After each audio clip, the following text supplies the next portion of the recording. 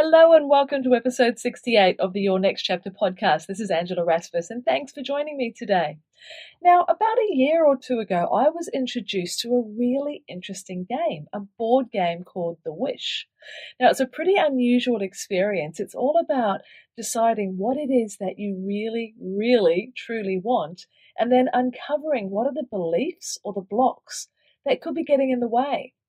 And what are the things that you have right with you right now that could actually be helping you to achieve that dream, to bring that wish to life that perhaps you're not noticing? It's all about looking inwards rather than looking outwards for your answers. And each time I've played it, I've been quite blown away by the insights that I've walked away with. And so not too long ago, I actually decided to purchase a copy of The Wish for myself. And I now take it on any of the retreats that I run, whether they be for my mastermind circles or the one-off retreats that I run throughout the year as well. And we've never failed to have a pretty interesting experience for everybody who plays the game. So you can imagine my excitement and interest when I actually got a phone call, brilliant customer service, as a follow-up from the Wish game distributors here in Australia, just saying, well, how's the game going? How are you finding it? What's it like? And when I explained how I was using it and the sort of work that I'm doing and my interest in revealing and unveiling next chapter journeys of women all around the world, the woman I was speaking to went, "You've got to talk to Louise." Now, Louise Laffey is the woman who created The Wish. And it's her that I'm having the wholehearted conversation with today that I know you're just going to enjoy so much.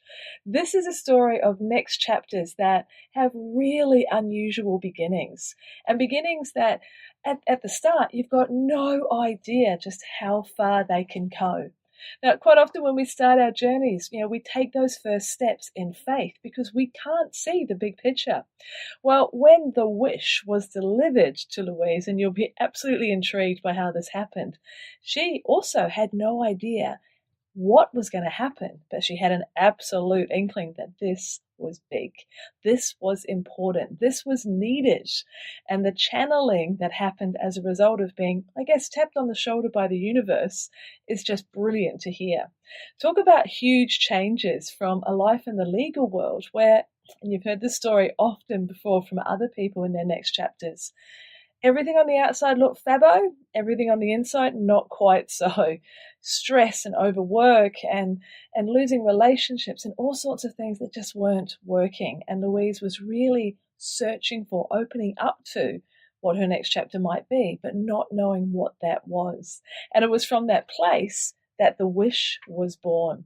I really don't want to reveal anything else. This is one of the most incredible conversations that I've had on this podcast, and I cannot wait for you to lean into the wisdom, the experience, the insights, but more so the inspiration, because I absolutely guarantee you I had some absolute aha moments during this conversation, and I know that you're going to as well. It's a lengthy one, so if you can't listen to it all in once, bookmark the page, come back to this conversation because it has the potential to really change you and your next chapter. I hope you enjoy it. Inspiration, clarity, confidence, and wholehearted business strategy. Welcome to Your Next Chapter, the podcast especially for women in their 40s and beyond who know that business and personal development go hand in hand. Tune in each week for marketing, mindset, and personal growth strategies, along with inspiring stories from women around the world who are creating new businesses and lives that are personally fulfilling and financially rewarding. If you're looking to create a business and life you love, you're in great company. Let's find out what will unfold in your next chapter. I'm your host, Angela Rasmus, and I'm so delighted that you're here. Well, it's an interesting story in that I was woken in the middle of the night, Angela, by what I instinctively knew was a big idea. And this voice in my head told me to get up, get some paper and a pen, actually get lots of paper and to start paying attention to what I was about to be told. And for the next 20 hours, I started to channel all these pieces of information. And the easiest way for me to describe it is that it was like I was being shown pieces of a puzzle that I had to turn over, and I'm not sure what the puzzle was about. And it was a very big surprise to me, but it just kept flowing and flowing and flowing. So lots of lines of information, lots of mathematical formulas, pieces of information. And after 20 hours, and I remember it was 20 hours because I was woken up at 4 a.m. when I first got told to get out of bed. And then I didn't go to sleep till the next night at midnight. And I remember asking, what is this? And that's when I got told it's the wish. And I remember going to bed thinking, what is this? What is the wish? And then I spent the next 3 months understanding what that puzzle was about and putting the pieces together. And then my life was never the same after that. My goodness, that feeling, or what you were describing there, involves an enormous amount of trust. Had you ever had such, or anything similar in terms of channeling or your intuition speaking to you so loudly? Well, I'd always been able to work with what I call energy information. So people might have heard of a term like clairvoyant, where you can see things, but I'm clairaudient. So I tend to either touch things and hear information, or just get lots of information about situations and people around me. I always sort of describe it like I've got a big radar on the side of my head, which sounds really weird, right? But that's the easiest way to explain it, is that I pick up information from what I call the intelligent field. The information comes from around me. And so I'd been able to do that for a period of time, and I had learnt how to read energy and develop that skill set a lot. And by 2007, obviously I was ready to really get to that next deep level of what I'd done. But by reason of what I'd practiced since my early 20s, I'd been very interested in alternate thinking and meditation and psychology. So I'd read a lot, and I was interested in that, and I'd really opened myself up to a more intuitive practice, but I'd never been given something as big as the wish, and I'd never channeled so directly such a complex piece of information as that. Okay, so this talent, this skill, this particular way that you've been working with energy over the years, it's developed, and then you got to this point, I guess, where you were cracked open so that the wish could come in, which is quite an incredible experience. But I'm very familiar with what the wish is, because I've been fortunate enough to play the game, and I've actually just purchased a copy, and tomorrow I'm taking it away on one of my next chapter business retreats, and I know that it is going to be so incredibly helpful for the women that are there to delve into the wish. But can you give our listeners an understanding of, when you put all those pieces together, what was involved and what is the end product that's come out? Now, obviously there was a big jump from getting it down on all those bits of paper all over the place into this finished product, and I'd like to find out how you actually did that. But just for now, let's see what the wish is all about. Can you explain it to us? Yeah, it turns up like a board game. It's a physical board game. A friend of mine described it like Monopoly for the soul. And what it is, it's an energetic transformation game which helps you focus on a wish that you want to have in your life. And then it shows you step by step what are the blocks. And by that I mean it can be negative thinking, old patterns of behavior, certain interpretations of how you're looking at a situation, of what you believe you can and can't have in your life. It helps you identify those blocks very clearly, and step by step through rolling the dice and moving around steps on a board, you're playing around an infinity symbol, and as you step on it to a step, you'll collect cards, and the cards will give you information, insights to help you shift that energy. And so what it does, it shows you how to clear those blocks, how to go around any of those obstacles, so that you become energetically aligned with the energy of your wish coming true. And when we can do that, we start to manifest those things that we want, the things that we desire most. We're actually vibrationally aligned with them, and then they can turn up in real time. That's a beautiful way of describing it. And one of the experiences that I certainly witnessed when I was last playing the game with some clients at another retreat was the aha moments. There was this dawning realization when they read a card, and at first glance, this is not necessarily relating to my business or whatever. And then suddenly it gives them a new angle, a new perspective to see something. Was that an intention, or is that something that you've seen or heard other people report back on as well? Just this almost like skylight thinking opening up for them. Exactly. The magic about the wish is that it's a vibrational energy game, and by that sometimes people think that sounds a little spooky, a little strange, right? But it's a very supportive, loving energy. It's the universal energy that's here to support us to be our best self. So what it does, it brings to our attention some of the things we can't see or feel clearly, but that other people often around us can see. But when we're in energetic patterns, in old negative thinking or patterns of learned behavior that we've repeated, we often can't see it. So what the game does is every card is tuned in. And by tuned in, I mean you will pick the cards that resonate specifically with where you are in that point in time, and it helps you feel that reaction. And by that, it makes you pay attention. You suddenly have this, what I call internal inform. And by that, I mean you suddenly wake up and go, hang on a second, I really suddenly have this awareness, this understanding, a greater clarity of being able to see what's going on here. So the game's amazing in the sense that it objectively starts to ask you questions and point you back into yourself in a way that you start to have these aha moments. And that's the magic of the game. It's experiential. Nobody can experience it for you. You must do it yourself. And so it's very personal. It's very unique to the player. And the exciting part is it's happening in real time. So it's relevant to exactly what's unfolding for you in your life.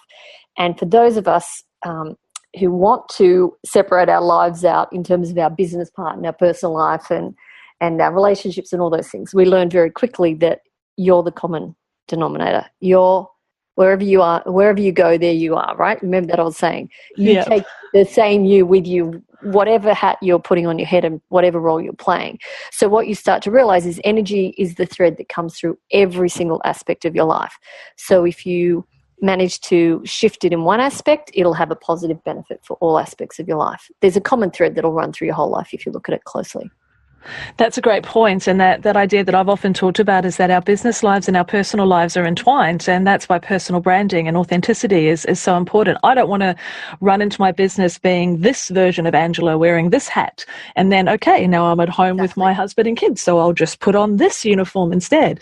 Or now I'm out with my friends, I will, wear this outfit instead. It's all about, as you said, wherever you go, there you are. So it's that connecting thread all the way through of genuine authenticity, which is the key. Yeah, absolutely agree, Angela. And the other thing, though, is for so many of us who've grown up in corporate space or in the business world or anything that we've done in terms of our background of where we've gone to work, even if we're not working in, inverted commas, the corporate world, if we're working in education or hospitals or medical, whatever it is, doesn't matter. We still put on this sort of behavior to turn up to work because that's what we've been taught. We have to do. We have to behave a certain way. And the idea of being authentic is very different often for us to actually turning up and living that every day and being authentic. And so the game also supports us to be that. It supports us to let go of what I call these false perceptions of who we are, these masks that we put on. And it helps you be more confident in turning up and being your natural state, your authentic state. And when we can start to understand that's who we really are and that we can put down all this other heavy learned thinking and behavior that's not truthfully us. We've just been taught that's what we had to do to be successful, but it's not true. It's just not true. Who we are is enough. And when we learn that and we learn that we've already got these amazing, beautiful skills and we just need to put our energy and support and attention behind that, it becomes easier in our life, in every aspect of our life, to just turn up and be ourselves. And when you be yourself, that's the best way to turn up.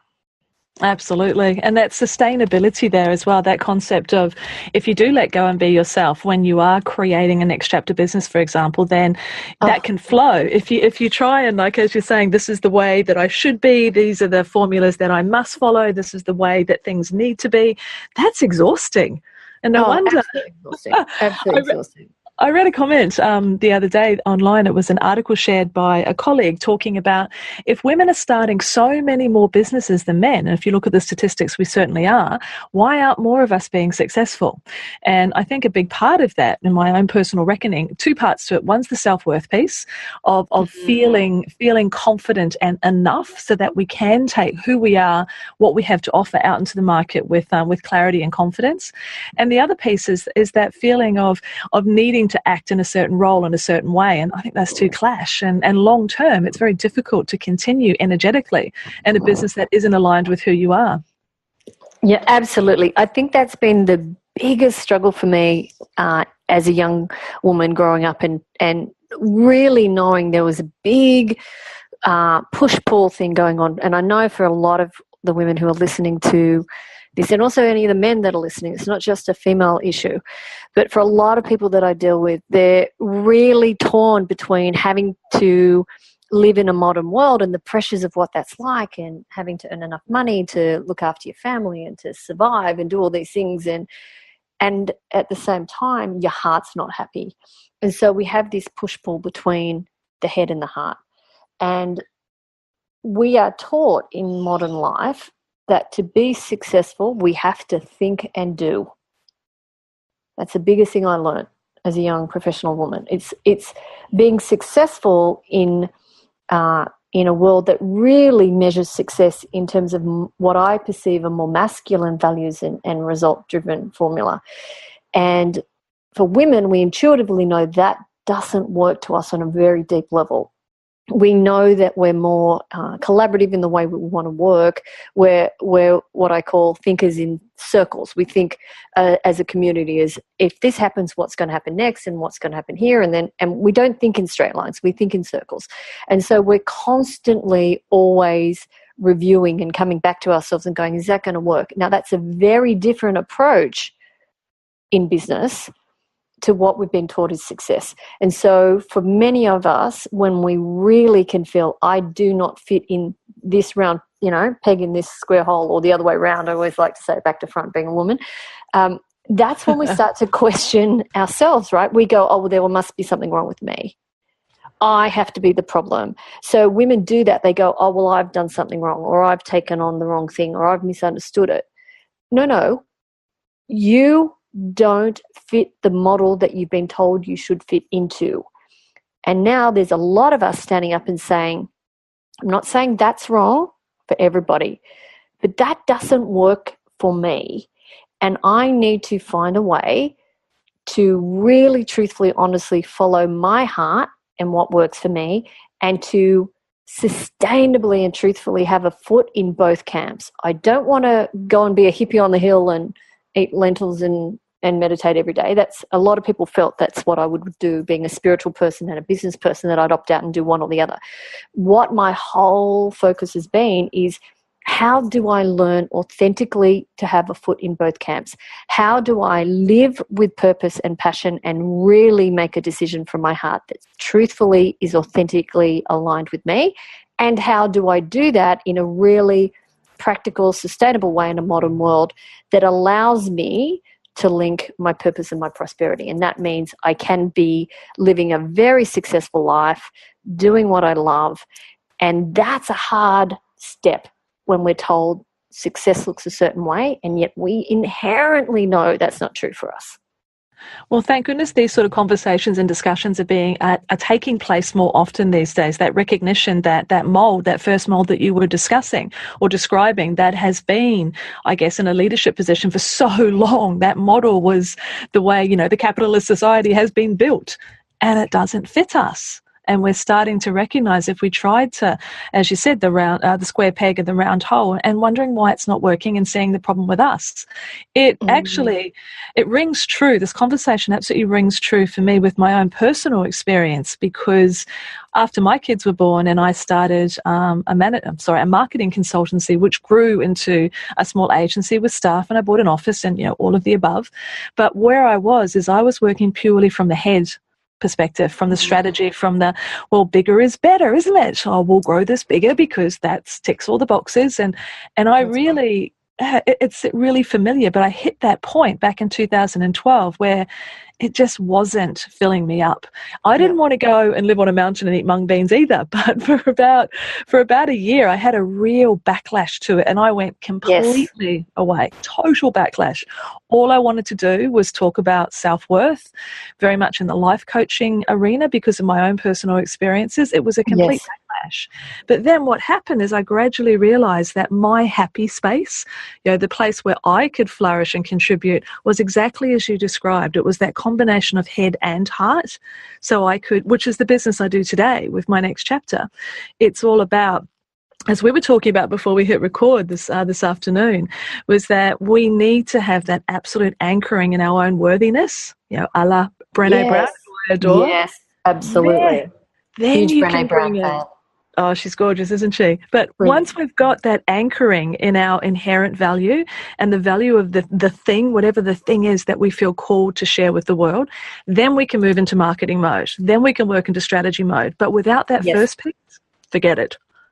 Absolutely. And I so agree with you, because as women, we tend to doubt ourselves so much more than men. And we know that there's so many studies done. I know I was a young lawyer, and we used to look at ourselves in terms of our ability, and when we'd go off for jobs and we'd think, oh, no, I won't apply for that because I've really only got 6 out of 10 of the credentials.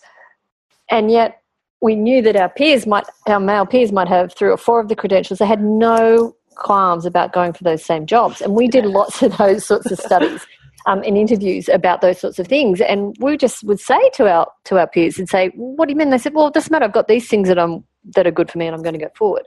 And now it seems silly for us as women, but we self-regulate in a way that actually doesn't focus on all of the skills and abilities. We look at what we haven't got as opposed to what we do have.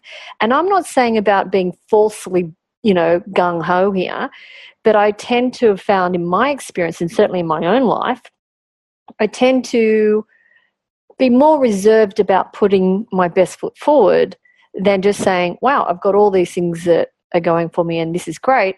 I'm focusing on what I have, and I'm focusing on what I want to achieve, and that's where I put my focus. The glass is half full, and that's a great thing, as opposed to saying, oh yeah, not only is the cup half empty, how the hell am I going to fill that cup up and make sure I keep it full? And so our energy and focus becomes distracted on what I believe is the wrong thing, especially in the short term when we're making a decision about what we really know is truthfully right for us, and having the, how would I say it, willingness to back ourselves and say, you know what, let's just go.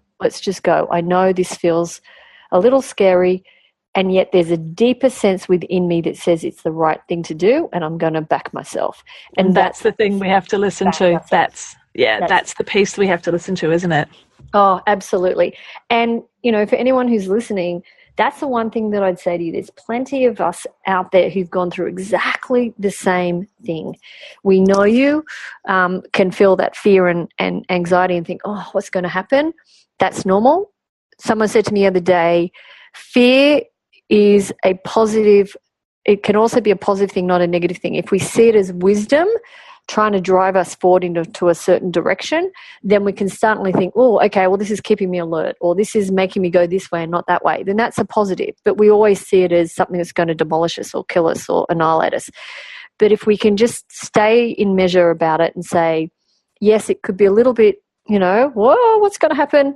But know that there's plenty of people around us who can support us. There's fantastic resources like your show, Angela, where there's other women who felt exactly the same as you have. We've gone through the same trials and tribulations, and we're on the other side saying to you, yes, we understand, we get it, but I promise you, come towards this way. Follow your heart, do it. I promise you, just take it step by step and you'll get there, and you will be successful. Because you're the only person who can measure your success. You will know.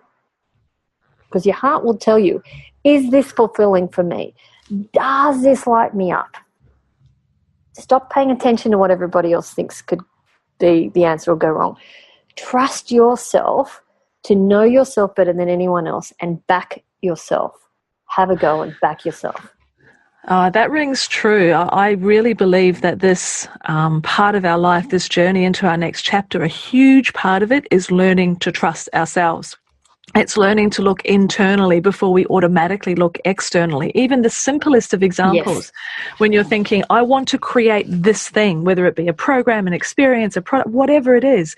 And I know that my default position used to be, and I've had to consciously fight this, I'll go Google it. I bet you I'll find an example of someone who's doing it really well, and then I can just do a carbon copy of that. That would have been my old guidance, to look for that external solution. But so I have to literally get your hands off the keyboard, go and spend some quiet time, like listen internally. I'm not saying that you don't go and skill gap close, that, you don't hire or invest in people to help, but first and foremost, allow the quiet space where your intuition can talk to you, and the way that you want to bring something into the world has the chance to bubble up before it's submerged underneath all the other examples that are out there in the world. Absolutely, Angela. Oh my gosh, we're singing from the same hymn book, I swear to God. Absolutely. What I do is, even if you do Google and you've done all those things, that's great, but put them to one side and then come back to yourself and say, what is truthful for me? Exactly like you say, I start with myself. And the secret here is about, I need to give to myself what I previously looked to the outside world to give me. And I want to say that again. This is about us giving to ourselves what it is that previously we've looked to the outside world to give us. So instead of someone else telling me about what feels right for me, I decide what feels right for me. I close my eyes, I feel into myself. And even if people feel that they're not very naturally intuitive, that's okay. Just start to practice. Simply close your eyes. Just take a moment and ask yourself a question.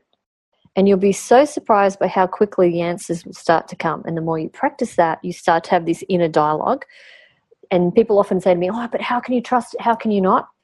Ask another question. Just keep practicing, ask another question. And the more you do that, and the more you start to trust your intuition and you act in accordance with what feels right for you, the more confident you'll become. And then very quickly, that's where you'll go every time to make a decision. And I call that navigating from a felt perception, not from your head. That's coming from within, from your heart.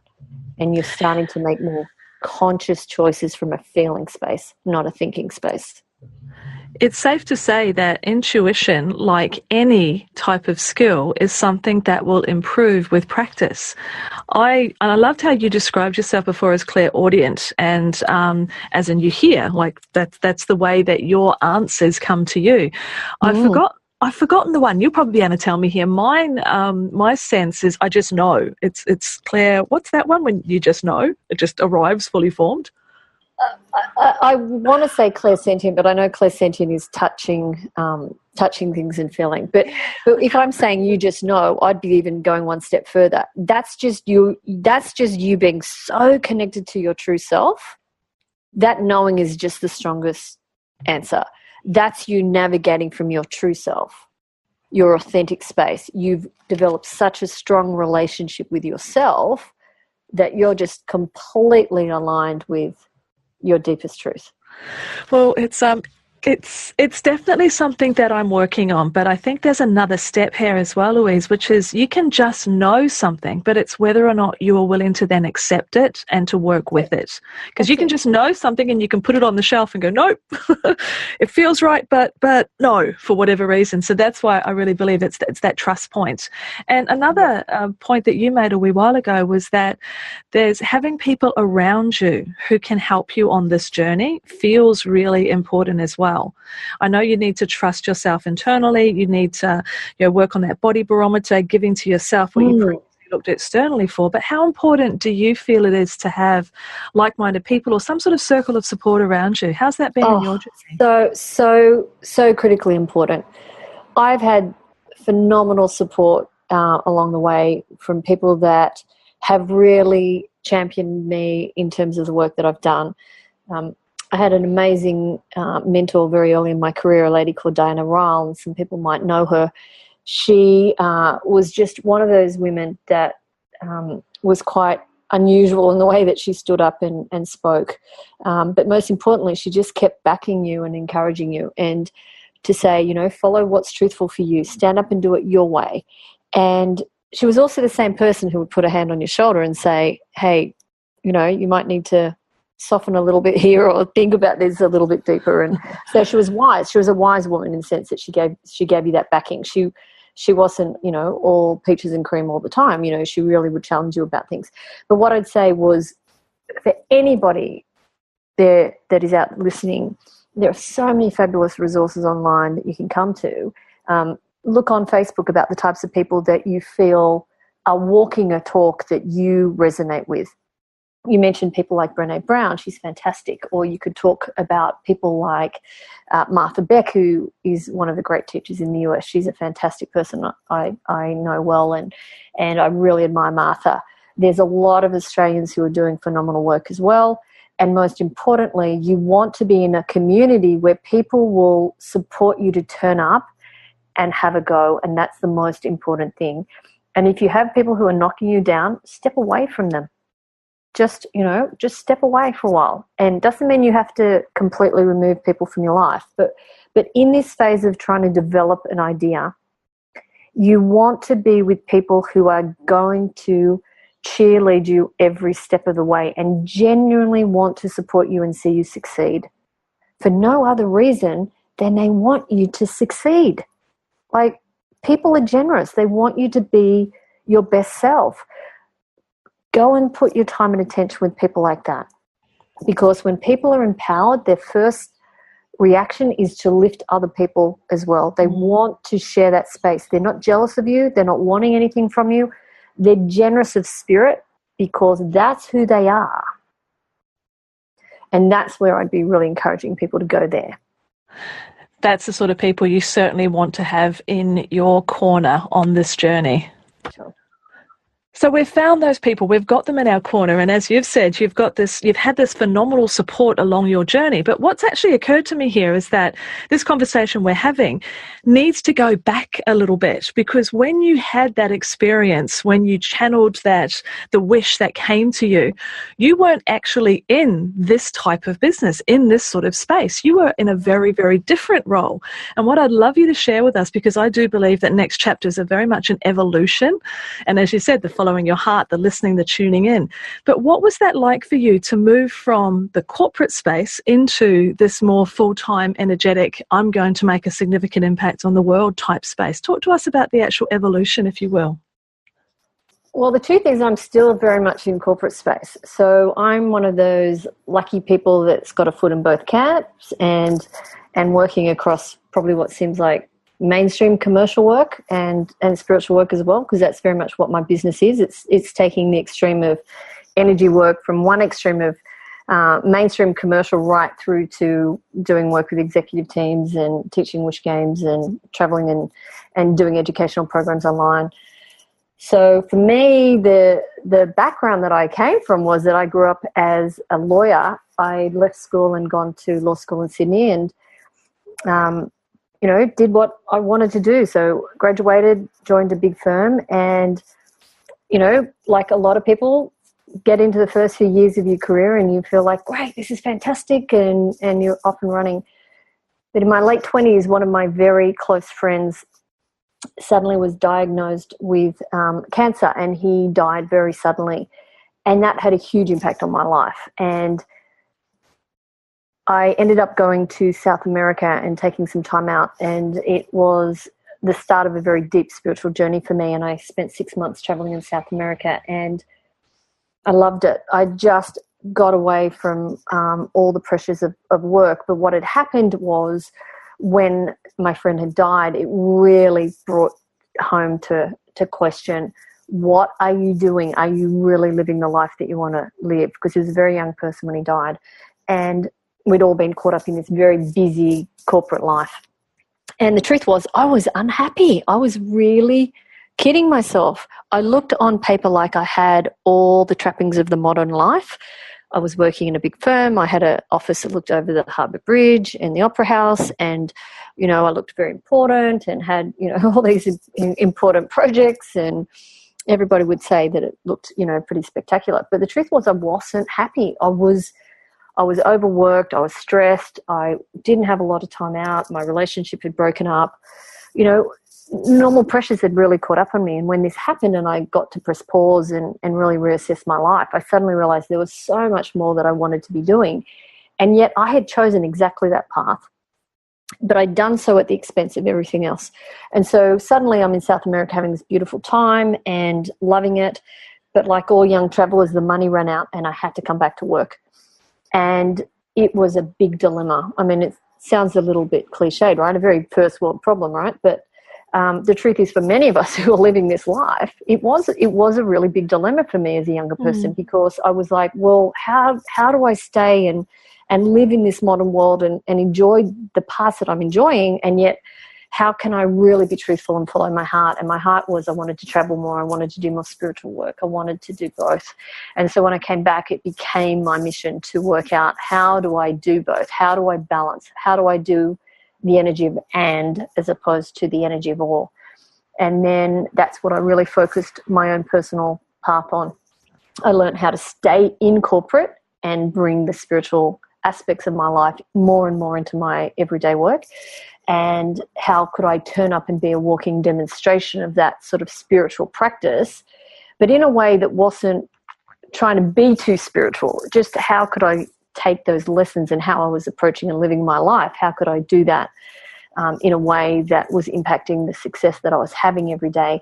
And so I did. I practiced a lot of my energy work on things that I was doing about projects and clients, and I started having more and more success.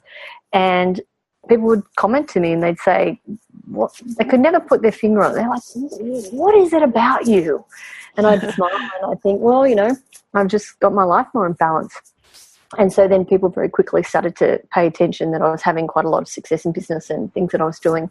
And then, it's turned into being woken up in the middle of the night and obviously given the next layer of what I'm meant to be out and teaching in the world. And so for me, I'm very much about encouraging people to not leave corporate life and have to go outside corporate. It's actually the opposite. How can we encourage people to stay in corporate life and bring this sort of energy and this knowledge and this behavior in, so that we can transform the way people are going to be living and working? Because I think that's where, well, I don't think, but I feel, got to keep using the thinking in the corporate space, right, is that that's what people want. They don't want to opt out and suddenly get caught sort of one or the other. They want both. So that's what I'm really trying to teach people practically. Well, I love the way that you were asking yourself specific questions. I believe that there is a quality of question that we can ask ourselves that is also the key to transformation as well.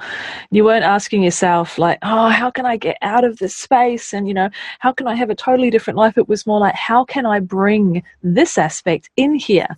How can I be a living example? So it was all what I call, skylight thinking. Like questions that open you up to new possibilities, as opposed to questions that close you down and help reinforce the limiting beliefs that you might be holding. Exactly. It's more, how do I see a solution as opposed to solve a problem?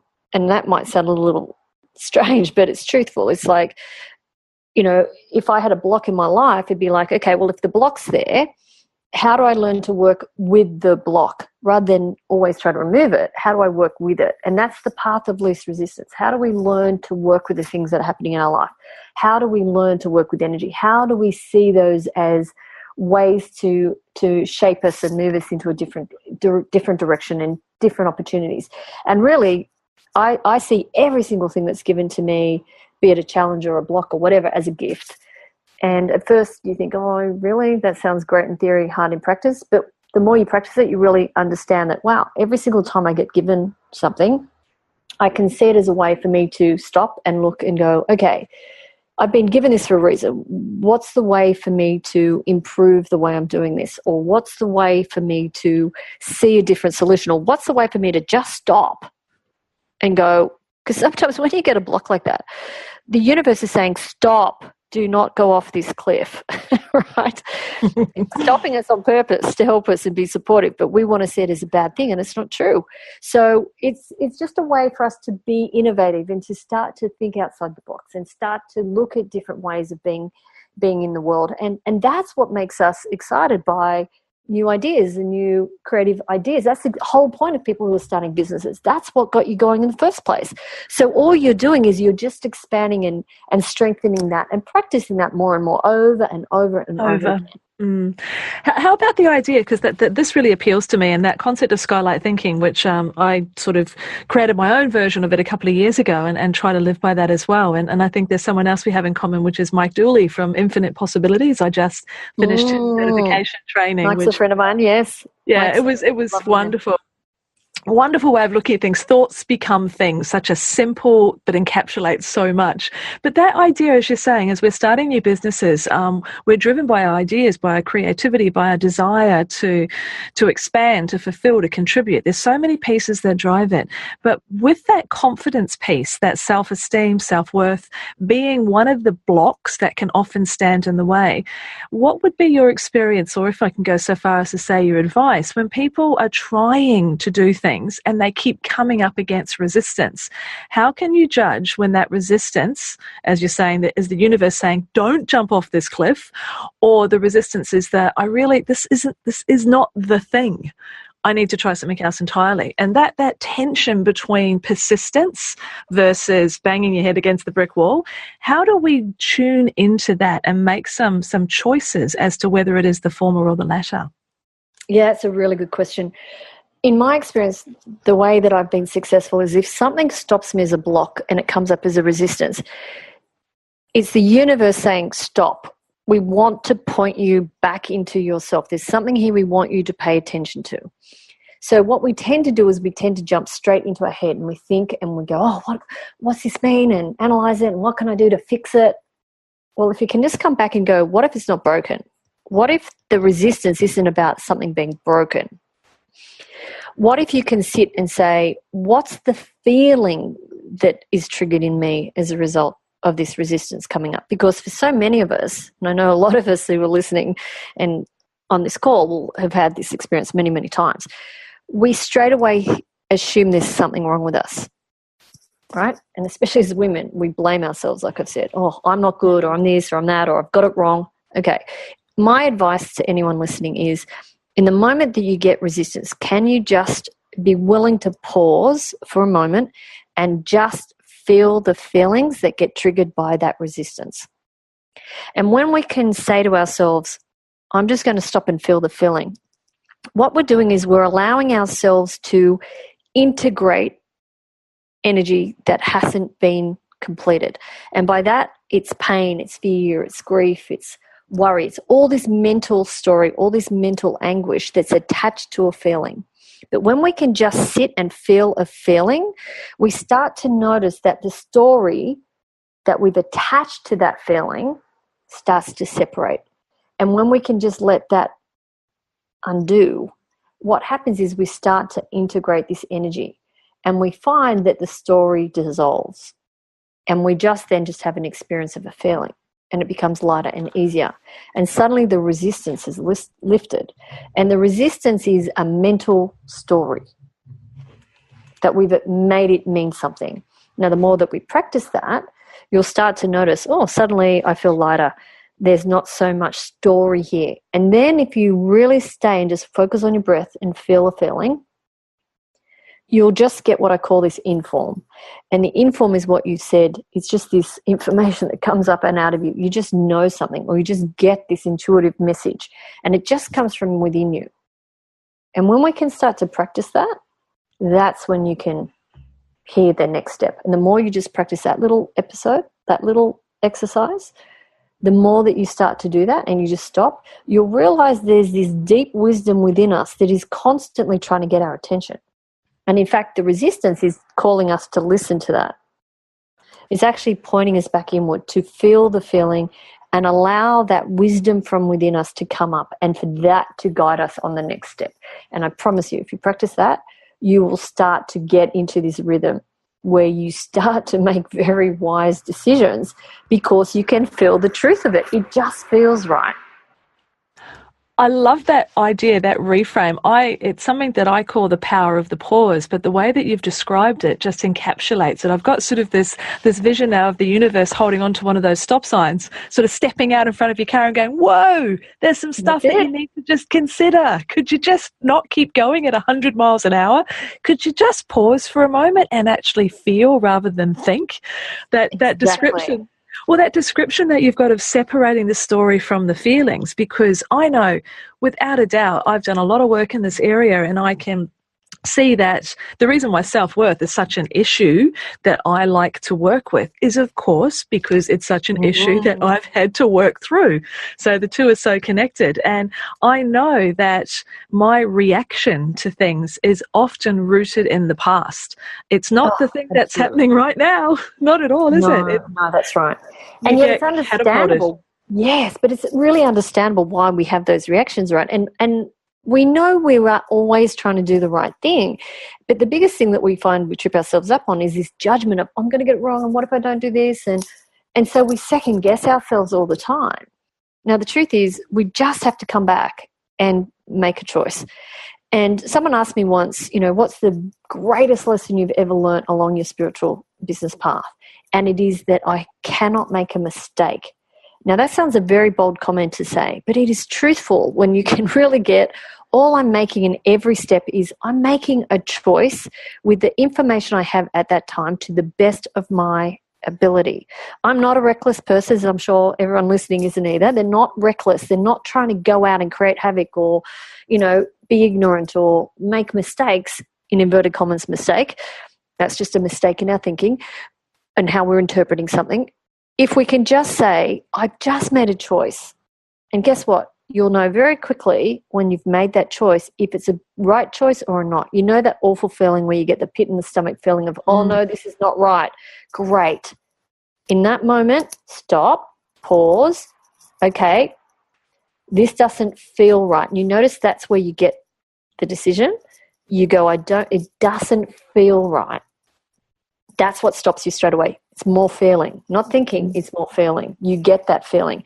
And then you just say to yourself, oh, okay, maybe that wasn't necessarily the best choice for me. I'm going to choose again. And you can correct it. That's the point. You can just take another choice and step it back and forth. Yet do not think that the first decision you made was a mistake, because that was required to get you to a deeper sense of the next decision. And when we can look at it like that, when we can look at it that, and we just go, we're constantly stepping through and guiding ourselves, I think a big part that comes in there is the concept of self-compassion, because if we have this lifelong tendency to go, you did it again, you screwed up again, see, you don't get anything right. If we allow that voice to be the central character in our inner dialogue, that's when we will end up burrowing down, when we will spiral down. So it's that power of the pause, isn't it? It's that ability to pause. And that's why Christine Neff, who I actually discovered through Brené Brown, speaks very much of self-compassion and the importance of having that in your world, because when we do treat ourselves kindly, the chances are we are more willing or more able to get up off the mat and to play another round. Exactly. And, one of my team members even said this to me literally last week. She's done a lot of this work, and she said to me, she suddenly realized there was still a part of her that was bullying herself. Yes. And I just went, oh, bravo, that is so true. Where we speak to ourselves really harshly and unkindly in judgment, ask yourself, would you speak to your child like that? Or would you speak to your best friend like that? The answer is really clearly no, we wouldn't. And yet we do it to ourselves nonstop. So the idea of kindness and compassion, for me, when I really got that, I really just suddenly realized I just got to stop beating myself up. Like, I just have to make a deliberate choice to stop bullying myself. Stop putting myself down, stop speaking poorly to myself, stop being unkind to myself.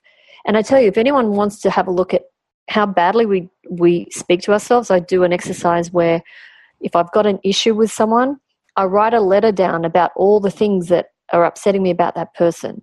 And then you go back and you take that person's name off the top of the letter and you put your name there, and then you watch, because that's what you've done. You want to make it about the other person, but truthfully, that's how you are speaking and behaving to yourself.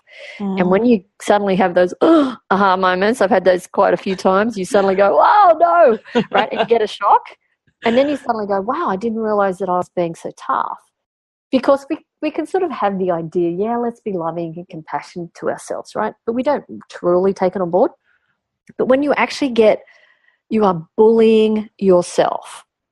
That's the energy you're holding. You are beating yourself and bullying yourself, the way you speak and treat yourself with contempt and judgment and not good enough and not this and rah, rah, rah, day in, day out. Day out. Why on earth would you be successful if that's how you're treating your most important employee? That's you, right? How would you expect them to perform well if that's how you treat yourself every day? It's probably the most powerful change in terms of levers that you can move to help yourself go forward in your business and your life. This is probably the most powerful starting point, wouldn't you think?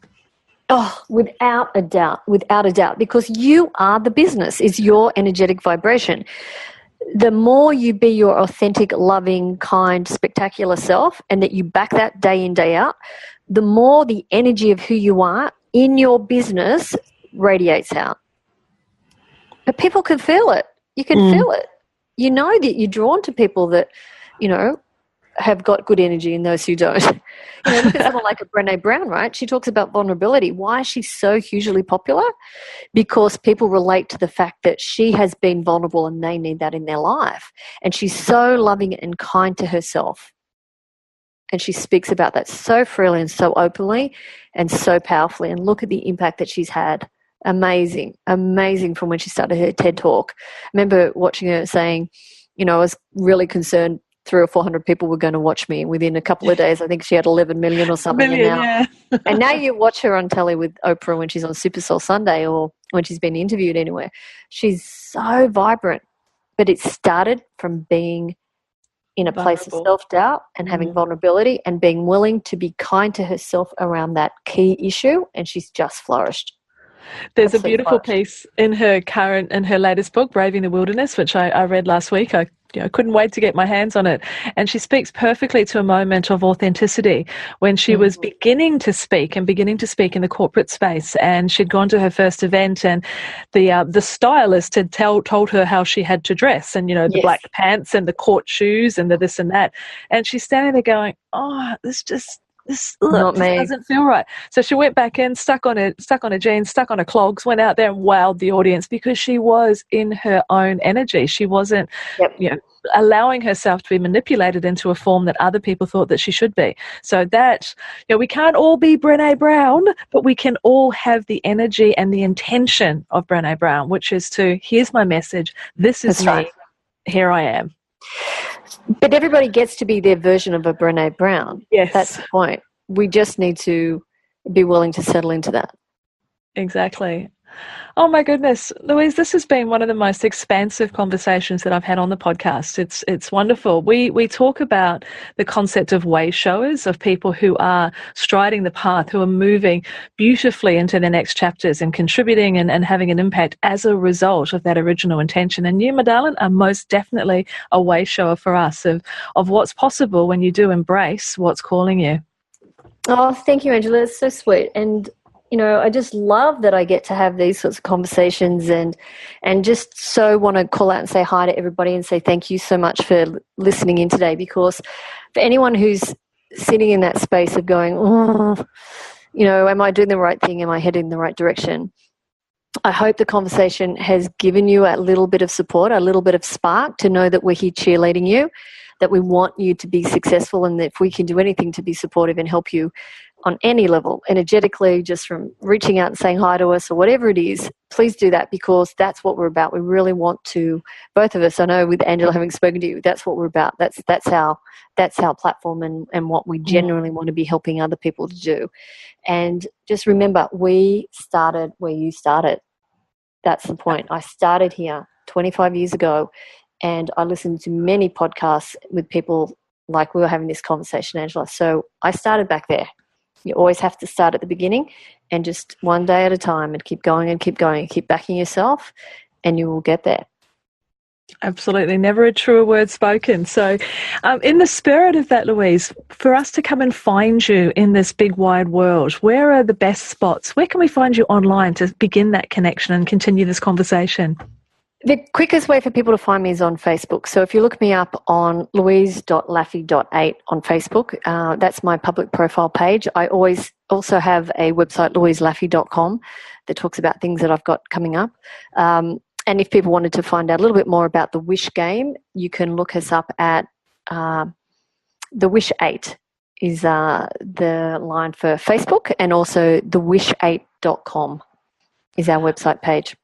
Brilliant. I'll make sure that those links are on the bottom of the the podcast page and the notes so that everyone can find their way to you.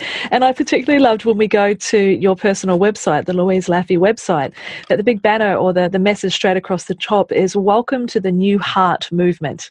And that just felt so inclusive when I was reading that. It was like, yeah, that resonates. So thank you for adding that message right up in there for all of us to see. And yeah, for spending your time here with us today. I really appreciate it.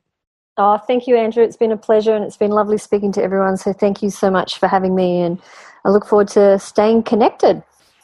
Absolutely. And to you, my lovely listener, thank you so much for investing your time and your energy here with us today. I know there's many things that you could be doing as you're moving forward into your next chapter, business and life, but to spend the time here with us, to take inspiration from our guest today, and to get that courage and confidence that there are no mistakes. They're just choices. And in that moment, you can then get the feedback and make the next choice and the next choice. As Louise has said, we all start at the very beginning. Exactly where you are now in your journey is exactly where you're meant to be. So put your head up, look to the horizon, and see what's going to unfold in your next chapter. And as a part of that, let me invite you to the Your Next Chapter community. It is a private Facebook group where there are a whole host of women who are also on this journey.